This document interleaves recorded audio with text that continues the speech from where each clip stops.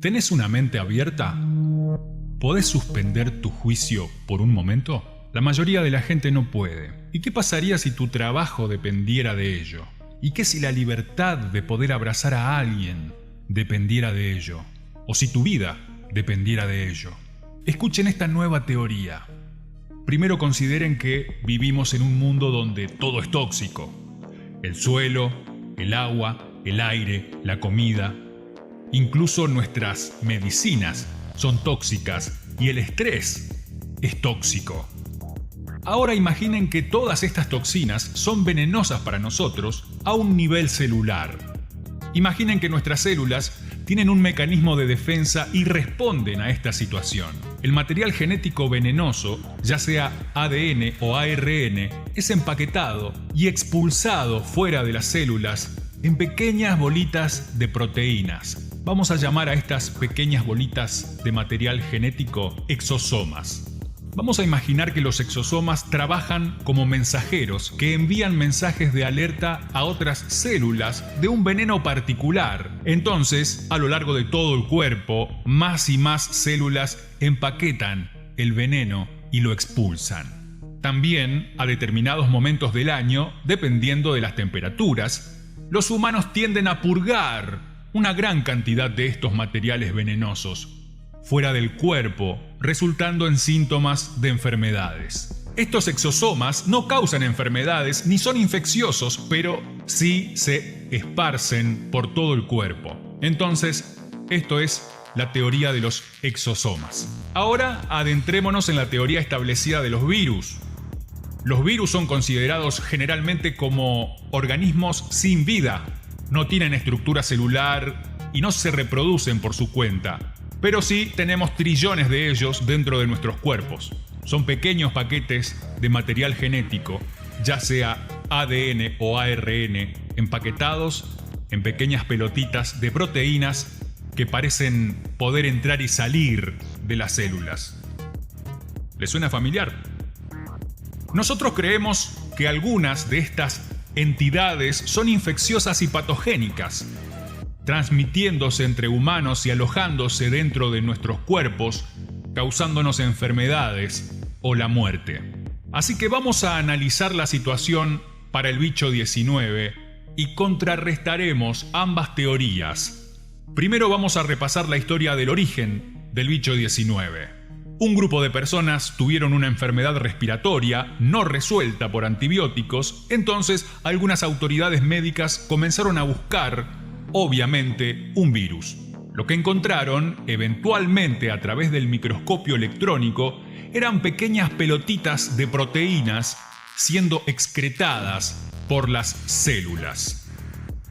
Entonces, la primera comparación, esto tendría sentido en ambas teorías, la de los exosomas y los virus. Luego buscaron y encontraron un fragmento de ARN que no habían visto antes en alguno de estos pacientes. Esto tendría sentido en ambas teorías, exosomas y virus. Ahora bien, no probaron que podían infectar a alguien o a un animal con una forma purificada de este tal mentado virus. Simplemente asumieron que este fragmento de ARN que vieron en algunos pacientes era la causa de la enfermedad y asumieron que era contagioso. Entonces, ¿conocen cómo funcionan los test? No es un test binario como un test de embarazo. Se llama test PCR e implica amplificar el material genético duplicándolo en docenas de ciclos hasta que se obtienen millones o billones de las moléculas originales. Y luego utilizando esos resultados para determinar si tienen suficiente cantidad de dicho fragmento de ARN para ser considerado positivo. La cuestión es la siguiente. A cierto grado de amplificación, cada una y todas las personas darían positivo. Utilizan una cota arbitraria en donde dejan de duplicar el material. Esa cota es diferente entre los distintos testeos para el bicho 19. De hecho, hubo 10 cotas distintas entre 33 testeos diferentes aprobados por la FDA. Parecería un poco extraño, ¿no? Podría resultarles interesante saber que el ganador del premio Nobel e inventor del test PCR no cree que este tipo de testeo debiera ser utilizado para diagnosticar enfermedades infecciosas. Y tal vez hayan oído hablar de alguno de los problemas que conlleva este test, como el alto grado de falsos positivos. Pero de cualquier modo, supongamos que luego de 37 veces de duplicar un material genético específico que encontraron en tu cuerpo, determinan que encontraron suficiente material de ARN en tu cuerpo como para sostener que el test dio positivo. Esto parecería tener sentido en ambas teorías, la de los exosomas y la de los virus. Pero claramente hay grupos de gente enfermándose. Observen a Nueva York. Debe de ser un virus. Sin embargo, si estás siendo envenenado por algo en tu entorno, es probable que sea por la gente que está a tu alrededor. Y si nosotros expulsamos este tipo de venenos en momentos específicos a lo largo del año, mucha gente puede tener síntomas al mismo tiempo. Esto encaja en ambas teorías. Ahora, acá es donde la cosa se pone interesante. Trasladémonos a la situación del crucero Diamond Princess. ¿Sabían que gente que estuvo en un mismo camarote por días tuvieron testeos conflictivos que daban negativo y positivo? ¿Cómo puede ser que una persona que está en un mismo camarote que otra dé positivo y la otra persona no? Esto tendría sentido en la teoría del exosoma, donde los paquetes proteicos no son contagiosos, pero no tendría sentido según la teoría de los virus, en la cual se supone que los paquetes de ARN son altamente contagiosos. Observemos el primer caso de contagio en Illinois. Una mujer viajó a Wuhan y cuando volvió, tanto ella como su esposo crónicamente enfermo terminaron dando positivo en el testeo PCR. Las autoridades médicas luego testearon a 300 personas que estuvieron en contacto cercano con ellos para ver quiénes habían adquirido el virus. Y adivinen qué, 0 positivos.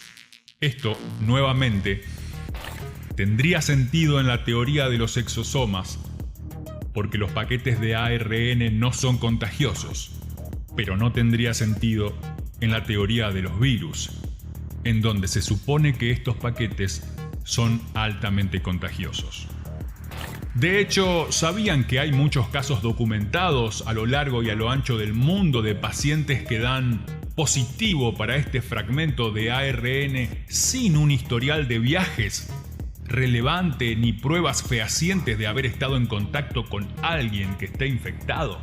Estas eran personas en el medio de la nada a principios de toda esta crisis que repentinamente daba positivo a los exámenes PCR, por lo que nuevamente tendría sentido en la teoría de los exosomas, donde el ARN está siendo producido como respuesta inmune dentro de nuestro cuerpo, pero no tiene sentido en la teoría de los virus, según la cual deberías tener contacto con alguien que tenga el virus.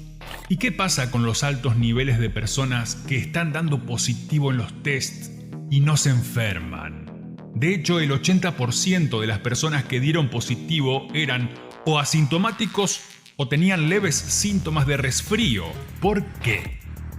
Esto tendría sentido en la teoría de los exosomas, dado que los fragmentos de ARN no son la causa de la enfermedad, pero no tendría sentido en la teoría de los virus, en donde el virus se supone que causa la enfermedad. Las cosas se ponen incluso más extrañas. ¿Sabían que hay personas que van de dar positivo a dar negativo y luego vuelven a dar positivo en cuestión de días? Y eso tendría sentido en la teoría exosoma, donde las células van liberando más o menos de estos paquetes dependiendo de determinadas condiciones. Pero no tendría sentido en la teoría de los virus, en donde te infectaste hasta que te hayas deshecho del virus. Entonces, ¿cuál de estas dos teorías les resulta más creíble? ¿Qué pasaría si les dijera que hay virólogos que creen que los virus son de hecho exosomas? ¿Qué pasaría si les dijera que hay doctores y otros científicos expertos que también sostienen esta idea? En última instancia, más allá de en qué teoría creas hasta ahora, la teoría establecida del virus infeccioso o la teoría emergente de los exosomas, ¿cuán confiado te sentirías en el testeo PCR?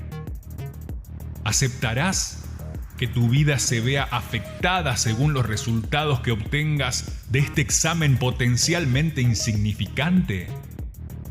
¿Querés que testeen a tus seres queridos? ¿Querés que te testeen a vos?